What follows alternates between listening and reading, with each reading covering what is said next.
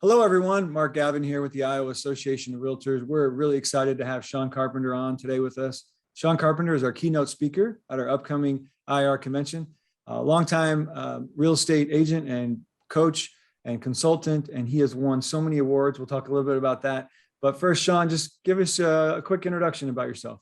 Hey, greetings, Mark. I'm super excited to be on with my friends across the Hawkeye State or Cyclone State, depending on which side of the state you root for. Sean Carpenter from Columbus, Ohio, 23 years now, Mark, in the real estate business. Been everything from an agent to a manager, the director of education with our companies in Columbus and Cincinnati for Coldwell Banker. And now I'm just back to selling real estate, speaking around the country and working with agents to help them grow their business. Great. Awesome. So full disclosure, everyone, we had Sean back in 2017, I think, Sean, in Iowa City. Yes. Came and did several sessions for us, and it was great. But we're confident that this year, being in Council Bluffs, we have a lot of new faces. It's been several years, so we're confident a lot of folks haven't had a chance to see you, Sean, and so we're excited about that. I was fortunate enough to hear a recent podcast the Ohio Realtors did, and Ohio Realtors is obviously your state association, and they do a great job. And I learned a little more about you there, but for our listeners and just to hear your story a little bit, tell us kind of college experience, what you kind of where you grew up, how you decided to you eventually landed in the real estate world, to be honest. Sure. So I grew up in Columbus, Ohio, in the shadow of Ohio State University. My father was the professor of landscape architecture there for 29 years. And so I grew up, as a Buckeye. And, but when it came time to go to school, Mark, I had the choice. My parents basically gave me and my two brothers options to basically say, you can go wherever you want. And we're going to pay for X dollars worth of college, whether you stay at Ohio State and use dad's discount, or if you go somewhere out of state and get, scholarships or whatever it is, but we're going to pay this much for 4 years. And so given that opportunity, I'm not a big fan of cold weather. So I wanted a school like Ohio State, but in the South. So I landed at the University of Florida in Gainesville, and was a Gator. Was down there for literally, Mark, a couple weeks. And I was having such a good time. I called my mom just to verify that the deal was for 4 years, right? She said 4 years. And so I started working right away because I knew I wasn't leaving there in 4 years. So 6 years later, I graduated with a degree in exercise and sports science.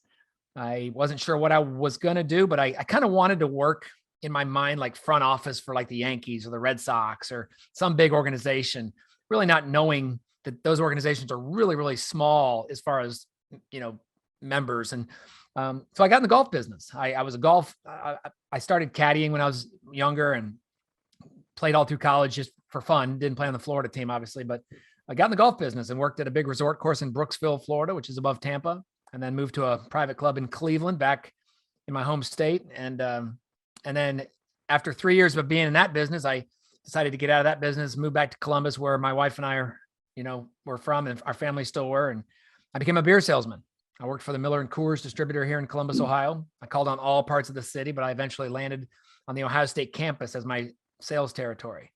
Now, Mark, you can imagine, you got Ames up the street from you guys, and you got Iowa City out east of where IR is. And if you're ever going to sell beer, pick a spot where there's 45,000 students, and that is a really, really good spot to sell beer. And I had a blast doing it. You had plenty of clients in that area, didn't you? Plenty of clients, and I really enjoyed it. It was kind of that, when I was in it back in the mid to late 90s, it was kind of the evolution of the first craft beer wave. When beers like Killian's Irish Red came out and Blue Moon was brand new. Some of the craft beers from the West Coast were making their way east on a very limited distribution. So I had a lot of fun with that, but really I was more of a salesman than I was more of an order taker, Mark. And so I thought to myself, what would be a career that allowed me to drink beer and play golf? So I decided to jump into real estate, and I've been in that ever since. So, like I said, I've done different roles in the business, but always kind of with a path of living out my philosophy, which is build relationships, solve problems, and have fun. That's great. That's great. Well, I got to rewind a little bit. I don't want to interrupt you there, but I'm a sports fan in general, as you are. And I can only imagine being in a large university like Florida. You had a lot of college football games to go to and a lot of fun there. And of course, growing up a Buckeyes fan, I assume you went to several Buckeyes games growing up as well. So Yeah, That was a fun place. as a kid, I went to many Buckeye games. My dad, as a faculty member, I remember we started early in the 70s, like on the 5-yard line. Then each year we kind of moved a little closer to the 50. Right. So obviously I was there during Archie Griffin's days when Woody Hayes was still the coach. I Wow. got to see greats like Eddie George and Keith Byers and Pete Johnson and, some of the greats of Buckeye lore. And then when I went off to Florida, obviously I became a Gator, right? I switched from saying I was a Buckeye fan to now I was a Buckeye follower and a Gator Right. fan. Right. And, Right. I call myself a Gator. My friends and I say, if you went to school at Florida, you're a Gator. If you didn't, but you like the Gators, you're a Gator fan. And there's a difference, right? And Sure. so I'm a big, I think the world knows that SEC has a lot of pride in our conference. And so Gators and then pretty much everyone else in the SEC before anybody else.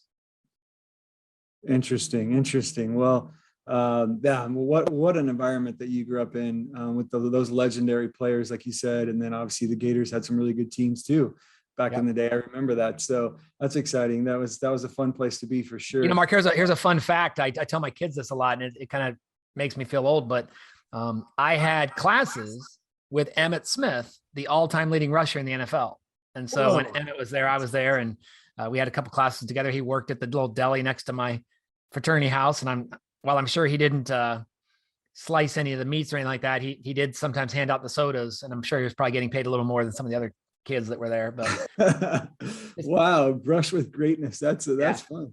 So okay, so fast forward a little bit. You talked about kind of where you went with the golf and how you always loved golf, played golf, was in the industry for a little while. Then you went to the beer industry, and then obviously you were influenced by your dad and your grandfather. So I'm curious to hear a little more about sort of their influence on you and getting started in your early career and sort of how that helped you with real estate and everything, to be honest. Yeah. So, my father, obviously being an educator for my entire life, I got a chance, as little kids usually do, go into their parents' place of business. And I would go into the Ohio State campus and hang out at his building. And I never really wanted to do what my dad did. I didn't really understand it. All I knew was he was a teacher, right? And growing up, you had teachers, but a college professor is different than a 6th grade teacher. So I watched him and I respected what he did, but I never really wanted to do what he did. His father, my pop, as I called him, lived in Jacksonville, Florida. So I had a lot of influence on choosing a school like Florida so I could be near him. He was a shoe salesman, Mark. He worked for a company called Clark's of England and Florsheim Shoes, kind of old school names in the shoe business. And he was great. And back in the day, we used to, my two brothers and I would take turns kind of going down to Pop's house and staying with him for a couple of weeks. He had beachfront property in Ponte Vedra Beach, Florida. And so we got to kind of go down and hang out with him. And I remember one time I was with him and I was a little boy, but he had to go call on some customers in South Florida. And so he put me in the car in his old Cadillac and we went on the road and called on his customers. And looking back now, Mark, knowing what I know now, man, my pop was an incredible salesperson. He would walk into these little bodegas and these stores, all across Miami and South Florida. And he knew every store owner. He knew their spouse's name. He asked about their kids, every hotel along the way and every little delicatessen or diner we stopped at. He knew the waitresses and the owners. And, I never wanted to do what my pop did. And here I am now after both of them have passed away. And I honor their legacy by teaching people how to be salespeople. So I get to do kind of both of what my dad and my pop did before me. In some small way. And so it's kind of a cool little legacy that I get to do that. Yeah, absolutely. And it sounds like, and we'll go into this some more, I know, in a little bit, but it sounds like your father and your grandfather, especially your story there about your pop, he was an expert at building relationships, right? He was. And that's probably where my building relationships, solving problems, having fun philosophy started. And just, looking back, but I mean, it was incredible. Like when I'd go to his country club and he knew every single person there. And it was never from a salesman mentality. It was always from a personal relationship mentality, and sales was just the benefit on the outside of it. So it was just it's a big piece of who I am. That's great. That's really nice. We all obviously have a lot of influences in our lives, and it's great to have, that father, grandfather influence. I think so. Very cool. Tell me a little bit about your first few years in the real estate industry, and sort of maybe kind of what you learned, what you liked, what you disliked, and then kind of how you got into the more the management role and the training role.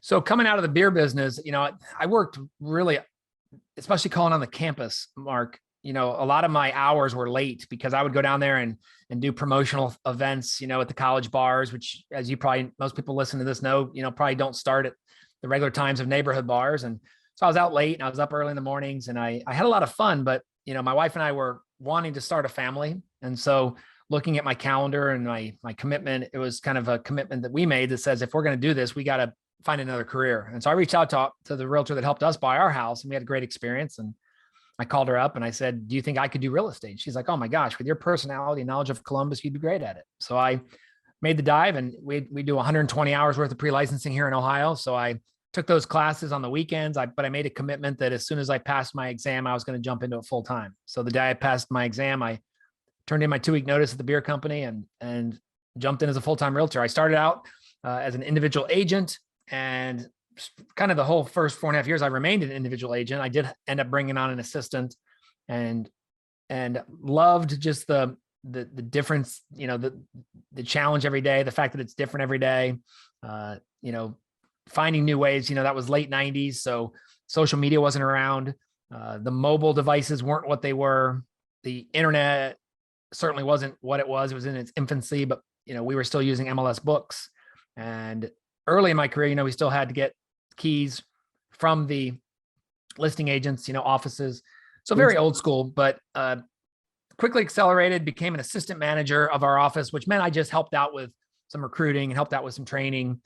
But I just had that, energy and leadership kind of desire to help other people become better. Because I just felt if more people in our office took more listings, then that meant more signs around the town with our number on it. And that meant our phone rang more. And that means we got more buyers. And if we had more buyers, we got more listings, and so on. But long story short, I was given the opportunity to become a branch manager. And at the time, Mark, we had just had our first child. So to have a paycheck and to have benefits was a really nice thing from a safety standpoint, but it meant I gave up selling. And so I wasn't going to be able to work with buyers and sellers anymore. But I quickly learned that when you're a manager or a broker owner who might be listening to this, you're still selling all day long. You're just not selling to buyers and sellers. You're selling to people why they would want to get in the real estate business, why they would want to join your company, why they would want to affiliate with your office, why to come to the sales meetings, why to take the trainings, why to use certain tools. And so I did that for 2 years, and I had a blast doing it, Mark, but I really loved the coaching and training, but I hated the managing part of the job. Sure. I hated the P&L. I hated the staffing. I hated the facilities management, things like that. So our company gave me the opportunity to become the director of education with our companies in Columbus and Cincinnati. And so quickly I became in charge of, the agent development for about 1,300 agents across the state of Ohio and into Northern Kentucky. Wow. That's a large area. That's an interesting. Well, I can relate myself being in the real estate industry many years ago and started out in the Denver metro area and did some training in sales. And the training is fun, right? Because you're helping people. It's a joy to help people learn new skills, right? And this was back. I'm a few years younger than you, but not a lot younger than you. So I remember the days when broadband wasn't prevalent, right? And so how do we become a mobile agent, right? Without really having can't go to every coffee shop and download something on the Wi-Fi, right? You kind of had to be a little more strategic about it, where people would download just the listings they were interested in, just the photos they were interested in, and then they would potentially still be a mobile agent on their laptop. This were the early days, these were the 90s and the early 2000s, where you just not everybody had broadband in their home, or it wasn't fast. It was slow broadband, quote unquote, right? Slow. So it was just an interesting time for you to see kind of that transition. And now, one of the great things I think about following you now and knowing you for several years is just how much you have sort of adapted and you're really, I guess, a champion of social media, right? And you explain to people why is that such a thing? It's funny, in Iowa, we obviously have all mixes of people, just like you do in Ohio. But every once in a while, we'll meet some folks like, oh, we don't do social media. I don't do that. I was like, well, why not? Right. And so I guess love to hear you talk a little bit about sort of the impact of social media has maybe on your personal business, but maybe even more so on your coaching and your training side of your past. Yeah, thanks, Mark. You've heard me sprinkle it in a couple of times, but my philosophy of building relationships, solving problems, and having fun is really, I think if most agents think about the three things that I just talked about, if every day we can be building relationships, either a new relationship with somebody that they've never met or deepen a relationship with someone they've known for years. If every day you're solving problems for people, whether they're real estate related problems or not, if you're good at solving problems, people are going to kind of rely on you. And if you're good at having fun in what you do, people want to be around you. So that same philosophy with social media, Mark, social media allows me to do those three things further and faster and freer than I could one-on-one in my town, right?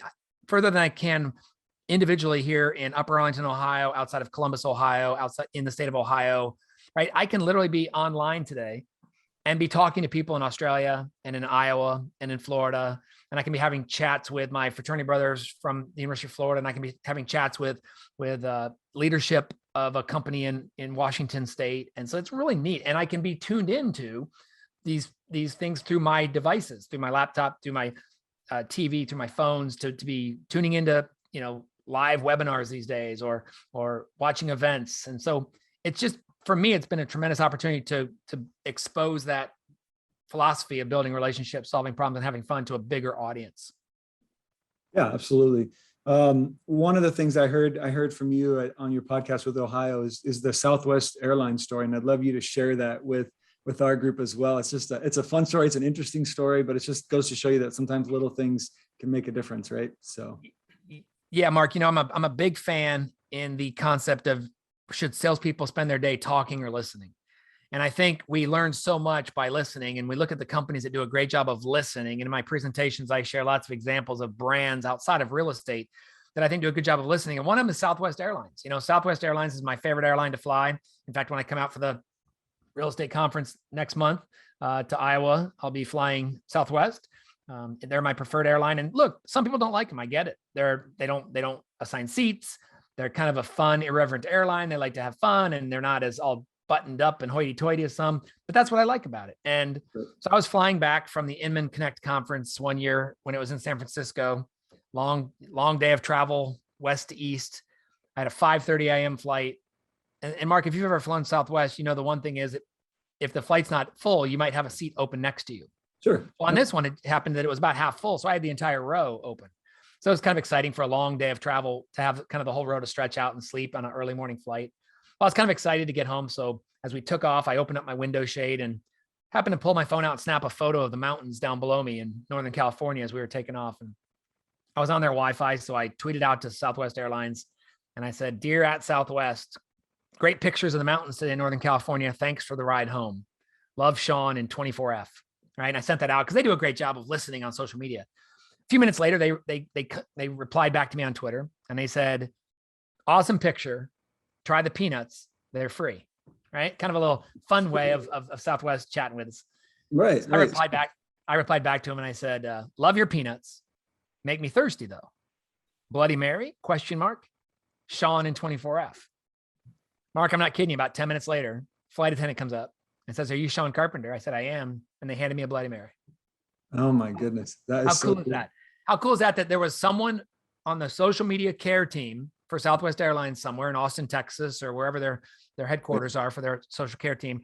And they picked up on that opportunity to have some fun and engage with their tribe, engage with their fans. And I think it's a great lesson for all of us to say, are we listening to our audience, both in person, in offline, and are we listening online when people talk about big moments, right? Job opportunities, weddings, anniversaries, babies being born, and challenging moments, right? A death or divorce or sickness. And so it's kind of a neat way to just listen for opportunities to not sell. See, Southwest Airlines could have said, "Hey, Sean, we're glad you're flying home. Don't forget to book your next flight. We're running a sale right now." But they didn't do that. They said, "This guy's having some fun. Let's have some fun with him today."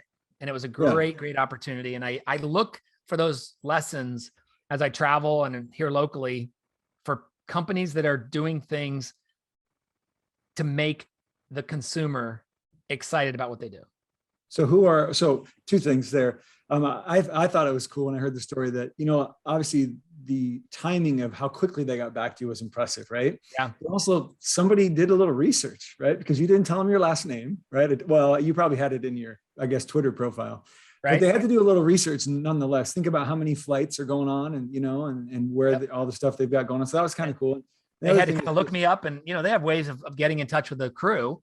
And, I don't know how they did it, but that's sometimes is the better part. I don't know how sausage is made, but I really enjoy it. So. Right. Well, and the other thing too is I think, and listening is a huge thing, and I'm really glad you brought that up. I think a lot of us get in this mindset that we have to publish, which of course is important, right? We have to put out content, but the listening and the response and the comments is so much better in that building relationships piece. And that's something that I have benefited from knowing you, and you remind me of that all the time, because a couple of years ago I had a birthday and you sent me a video message, and I was like, wow, most people don't take the time to do that. And that was really cool.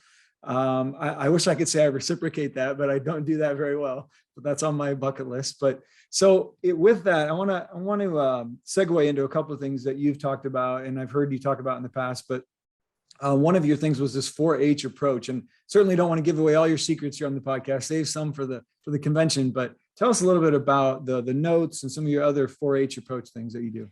Yeah, so this is an easy one. When I jumped back into the sales business after I'd retired as the director of training and went back into sales and opened up my company to speak around the country, I needed to start generating business. I needed to start, getting people to hire me. I needed to start having buyers and sellers think of me when they thought of real estate. And I needed companies like the Iowa Realtors and around the country that, are my target audience to call me. So that first day back as an independent contractor, Mark, I needed to do what farmers do. I want the realtors that are listening to think about their job. They're a lot like a farmer. See, a farmer gets up in the morning and doesn't have a crop until he puts seeds in the ground, right? And it's way before that they got to put seeds in the ground. So a farmer has to work his land and till the soil and put seeds in the ground and water and fertilize and be patient. And that's the same thing we need to do every day. Is we need to metaphorically put seeds in the ground that could turn into business next week, next month, next year. And so I created what I called the 4-H Club for myself. I just did it for myself. And I said, I need to be consistent with putting seeds in the ground that could turn into business. I do it first thing in the morning because, as you know, Mark, the cool thing about real estate is it's different every day, right? Yeah. But what's the bad thing about real estate? Same thing. It's different every day, right? Right. So if I can do my 4-H Club in the morning, and so here's what the 4-H Club is. I'll run through it really quickly. The first H is 5 handwritten notes. Now you can just write handwritten notes. If you write 1 or 4 or 10, I don't care, but I do 5 handwritten notes every day. The second H is I do the hot sheet. All right. For my town of Upper Arlington, which is a suburb of Columbus, I run the hot sheet, which most realtors who are listening know it's those daily things, those new listings, the coming soons, the in contracts, the price changes, the closings that occurred. And I look through that twice, Mark. I look through it to educate myself as a realtor so I know what the newest things on the market are. And then I look through it a second time to see if I know anybody that lives within a couple blocks of that property. So when I see 1, 2, 3, 4 Elmwood, I think, do I know anyone that lives down in that neighborhood? And if I do, then they're going to get a text or an email or a phone call from me just to say, hey, Mark, just want to let you know there's a new listing in your neighborhood. Hey, Gavin, just want to let you know the house I told you about a couple weeks ago, it closed last night and it closed for $6,000 above asking price. Let's catch up on beers soon or whatever. There's no sales pitch. It's just an informational call. The third H is happy birthdays. As you referenced, I jump onto Facebook and I see which of my friends are having birthdays that day. And then they're going to get a message on their Facebook wall. Or if they're close friends of mine, Mark, they're going to get one of my video text messages where I'm going to actually open up a text message, send them a video that's going to be very simply, hey, Mark, it's Sean Carpenter out in Columbus, Ohio. Hey, bud, just want to send you a quick video to say happy birthday. Hope you have a great day and a good weekend. I hope the Cyclones and or Hawkeyes win this weekend. And as always, man, keep building relationships, solving problems, and having fun. And I hit send. But it's personalized. It's to that person. And I can't tell you the number of people that respond to me. See, if you think about birthdays on Facebook, most people either don't do anything or they just write happy birthday. So I usually try and write a little bit more, but for those people that get that video text message, it now has become that one thing that kind of stands out. Mark, on your last birthday, when I sent you that message, how many videos did you get from people? You were the only one. I was the only one. And see, and when we as realtors are trying to stand out to be the name that people think of, see, I think we need to remind ourselves that everyone in our sphere of influence, every one of our customers, they probably know 10 realtors in our towns. Oh, absolutely. But are we the one they're going to think of? Right. And so I send those birthday messages. So that's 3 H's. The last H, Mark, is what I call high fives, right? High fives. And because I'm already on Facebook now, I'm on there to get my birthdays. I just scroll over to the left. And the first part of my high fives is I do 5 likes. I scroll through my news feed and I like 5 people's posts. I do 5 comments. I find 5 comments that I can leave, or 5 posts that I can leave a comment on. I jump over to Twitter, my favorite website, social media channel, and I do 5 comments or retweets on Twitter. I jump over to Instagram and and I do 5 comments on people's posts or stories. And then I do 5 text messages. This is an easy one. I just simply have an awesome day, maybe a funny GIF or a meme, maybe, congrats on the Hawkeyes winning the game last night, whatever it might be. And then when I'm done with that, I go get my morning coffee at Starbucks or Dunkin' Donuts or Tim Hortons or wherever my local coffee shop is. This is my reward for putting seeds in the ground. See, because here's what I know, Mark. By the time I go to get my coffee, if I've done 5 handwritten notes, let's say 2 people on the hot sheet today that I reached out to, let's say I had 13 birthdays on Facebook today, and then my 25 high fives, Mark, that's 45 touches before 9 o'clock in the morning. That's 45 people that are hearing from Sean Carpenter, usually not about real estate. Right. They're just hearing about it from Sean Carpenter, who is a real estate agent, who is a Florida Gator, who is a father, who is a golfer, who is a craft beer drinker, who is a Tom Petty and the Heartbreakers fan, right? So all these little things that are part of my brand, they're hearing from me. Mm-hmm. And so I just think that if I can put 45 seeds in the ground each day or thereabouts, then that's a pretty good way to make sure that I'm going to have my name come up down the road when someone thinks about real estate or needs a speaker or wants to talk about consulting or whatever it may be. That's awesome. That's impressive. And I'm sure that's something that you incorporate into all of your trainings, but that's, if new agents did that on a consistent basis, they built that habit, right? Can you imagine how much easier those first 3 years would be in the business? It's tough, right? It's not easy in the first 3 years. And as you know, I'm sure it's the same in Ohio. There's a lot of turnover in this business, right? And what is separating you and making you different than, as you pointed out, the 9 other realtors that they probably know, right? So love that. It's so cool. I want to transition a little bit into the convention, just a little bit, because that's right around the corner now. That's really close. I'm excited. So for those that don't know, our real estate convention, our statewide convention is October 12th through the 14th in Council Bluffs. Council Bluffs is on the west side of the state, so right across the bridge from Omaha. So we'll likely get some Iowans and some Nebraskans to come. We promise to welcome those Husker fans, even though we don't necessarily love the Husker fans sometimes. But that's my Iowa State Cyclones background coming through, and back in the Big 8 days, right? When they were, let's just say Iowa State was on the tough end of some games for many years there when Nebraska was going through their really they were. But anyway, so we're excited to be on the west side of the state. Bring some folks that we haven't seen maybe in a while. Sean, tell us a little bit about, well, first of all, for those that don't know, Sean is going to be our keynote speaker that morning. He's going to kick us off that first day, October 13th, and kick us off with a session called Leave Your Mark. Sean, just a super quick little preview of that, and then maybe a couple of your other sessions you want to go into. Yeah, so the kickoff is a fun session. It's the subtitle is, how to earn top of mind awareness from your customers, clients, and communities. How do we jump into the top of the mind when someone thinks real estate, right? And that's really what this business is all about, is being the name someone thinks about when they or someone they know needs real estate help. And so going to share some examples of what people are outside the business are doing, some ways that people can do that, and just really think about the impact that each of us is going to have on those 3 C's, our customers, hopefully our clients, and our communities. Awesome. And then later in the day, I think I'm doing 5 sessions with you guys. And so I'll run through them really quickly. The ABCs of lead generation, right? Yep. 50 plus ways to get listings, buyers, and referrals.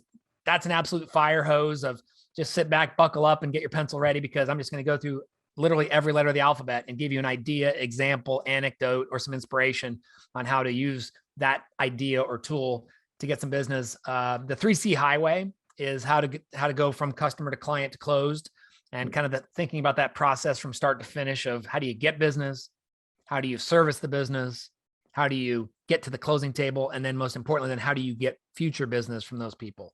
After lunch, I think we're going to talk about finding your voice, which is all about social media and sharing some of the ideas of ways to, and it won't just be Mark, it won't just be Facebook and Instagram. We'll talk about blogging, we'll talk about video, and some of the different ways that maybe each person can find their own unique voice. We'll look at the DNA of a top agent. All right. What do the top agents do? And what are some of the traits that I see when I travel around the country of top agents? And the last one's kind of a fun session to finish on. It's called From the Ground Up, how to build a business and life worth living. And we're going to kind of look at the metaphor of a real estate business and building a house, and how we can feel really happy when we go home each night. Well, those will be some awesome sessions. I'm looking forward to them. Of course, one of my jobs here at the association is to help promote the convention. So I've looked through those, and those look like a good variety that would be applicable, right, to a new agent or newer agent, but also it's a great refresher for some of us that have been in the business for 10 or 15 years, right? And so that's why I love your the variety of sessions there. So we're excited to have you. And yeah, it's coming up a little too fast for me just because there's a lot to do on the the organizational side of it, right, to get it ready for it. But we're excited to have you. Mark, that is you mentioned, but that is kind of at the heart of I want new agents to benefit from it, but I want experienced agents to be reminded of the things that got them to be where they're at in their careers. Sometimes one of my least favorite sayings in our industry is when people say to me, all right, I'm going to get back to the basics this year. And I always say to myself, if the basics work so well, why would you have to get back to them? Why don't you just do the basics? Because Mark, you and I both know that Major League Baseball and spring training, it's also called basic training, right? They show up and these are the best players in the world, and they're going to practice throwing and catching and running and hitting. We got NBA and college basketball season starting out in a couple of weeks, and those people are going to practice layups. They're going to practice dribbling, and they're going to practice passing. And so why don't we as agents practice the basics and just keep doing those over and over and over again? So hopefully my message will, like I said, give people some ideas, some information, and hopefully a little bit of inspiration. I know there's also some other great speakers on your panel. So I hope to see a lot of Iowans there with us in Council Bluffs next month. Yeah, it'll be great. Well, we're definitely looking forward to it, getting people together. So a couple other things we want to touch on before you leave us here today. I know we've both got lots of things going on, but one thing that we like to do is we like to do some quick fire questions with everybody that when we have on videos. So I'm just going to throw out some quick fire questions. Before we start though, I got to ask, because I'm a sports guy. So this is maybe a longer question, but so you still root for the Buckeyes and the Gators? You kind of, depending on who they're playing, kind of type thing? So I root for the Gators first and foremost. That's the given, right? Right. Yep. I follow the Buckeyes. It's good when the Buckeyes are good. Obviously, when they play each other, I'm going all in on the Gators. Okay. As was 2006 national championship when we won 41-14. Well, you had to bring that up, didn't you? I'm sure some of your Buckeye fans won't like to hear that, but well, here in Iowa, not having pro sports here, right? It's usually Iowa or Iowa State, and I spent many years out of the state, so I'll still root for the Hawkeyes when they're not playing the Cyclones. Right. But definitely, I know where my allegiance is, so the Cyclones are number one for me. But so let's jump into the quick fire questions here. Just tell us kind of first thing that comes to mind, and some of these I know you're going to be a surprise for you. So what is your favorite sport? Just your favorite sport? Do you have a golf to play, college football to watch? Okay, fair enough. Favorite baseball team? Favorite baseball team would probably be. I got to give a disclaimer because I'm in Columbus, Ohio, which is in the dead center of the state. So we've been kind of brainwashed to root for either the Indians or the Reds based on who's playing better. Same thing with Browns and Bengals. I grew up as a Red Sox fan, and then became a Yankees fan when Roger Clemens went to the Yankees. So I don't really have a favorite team, but I would say probably the Reds right now because they're better. The Reds. Okay. Okay. Well, then that's my next question. Browns or Bengals? Browns. Okay. Fair enough. Favorite NBA team? Probably my least favorite of the pro sports. So okay. Fair enough. I have one. Okay. Who's your favorite golfer? Do you have a favorite golfer? Jack Nicklaus. Jack Nicklaus. Okay. And Ben Hogan. I think Ben Hogan's story is incredible. What he did in overcoming the major accident when he was hit by a bus. Incredible story. So probably Ben Hogan and Jack Nicklaus would be 1 and 1A. Two of the guys I'd want in my ultimate foursome. Yeah. Wow. Excellent. Okay. What is your favorite course that you went maybe to watch, maybe not played, just your favorite course, right? Maybe seen on TV that you really want to see, or maybe you've been there. Pebble Beach is probably my favorite course to play. Course I'd want to play would probably be Augusta, obviously, as most people say that. I was really fortunate. I'm going to side note quick, but my brother-in-law worked for Augusta in his younger days. He was kind of low on the totem pole there, but he was able to give me a tour of that place many years ago. It is amazing. I mean, we didn't get to play, of course, but just the tour was amazing. Just beautiful how I've never been to the facility. I mean, hopefully one day I get a chance to maybe just go and walk the course and watch the players play it, but it just obviously kind of that mecca of golf. Yeah, absolutely. And I don't pretend to be a great golfer, but all right, moving on. So we know your love of music. What is your, give me 2 or 3 of your top favorite bands. So Tom Petty and the Heartbreakers is my favorite. I liked them even before I went to Gainesville for school, but Tom, was born and raised in Gainesville, Florida. And so it's kind of a unofficial son of the Gators. We sing his song, I Won't Back Down, now in between the third and fourth period. So Tom Petty, Grateful Dead, James Taylor, Jimmy Buffett. Those would be the kind of my 4 Mount Rushmores. So best concert you've attended live? Best concert I've attended live. Well, Bruce Hornsby and the Range started their tour in Gainesville one year, and Bruce is an incredible performer. He played their 2-hour set, and then they said, "Hey guys, we're getting back on the tour. We want to make sure we're up to date. How would you guys like to do just some requests? Shout out some requests so the band can play for a little bit longer." And they ended up playing for another 2.5 hours and just took requests from the audience. So that was one of my most memorable in a true concert setting, to have someone just go open mic night for a couple hours was incredible. Obviously the times I've saw the Dead and Petty are very certainly memorable. But probably that Bruce Hornsby concert was one that I just remember, like, that was so cool. Yeah, absolutely. Well, I got to see Tom Petty in Ames, Iowa when I was in college, and it was definitely a memorable experience. We'll have to talk about that over a beer sometime. Let's do that. Yeah. So speaking of beer, what's your favorite craft beer from Ohio? So kind of a local spin here. From Ohio, I'd probably go with, let's see, North High Brewing Company here in town has some great beers, Wolf's Ridge, but I'd probably go with Mad Tree out of Cincinnati. Mad Tree makes one called Psychopathy, which is a super drinkable, tasty beer. Cool. Okay. So what about your favorite craft beer from anywhere else outside of Ohio? Can I go with probably one of my top 3 brewers in the country from right there in Decorah, Iowa? Ooh. Toppling Goliath, guys, is just a can't miss brewery. I'm so impressed by what they do. Southern Prohibition Brewing Company down in Hattiesburg, Mississippi would be up there. Meadowlark Brewing Company in Sidney, Montana. But I'm telling you guys, it starts with obviously Pseudo Sue, but man, I'm so impressed by everything that those guys there at Toppling Goliath are doing. So shout out to my Iowa brewer friends. Awesome. Yeah, no, they've won many awards. I have not been there yet. I've heard great things. Certainly tried their beer, of course, enjoyed it. But that's cool. That's fun.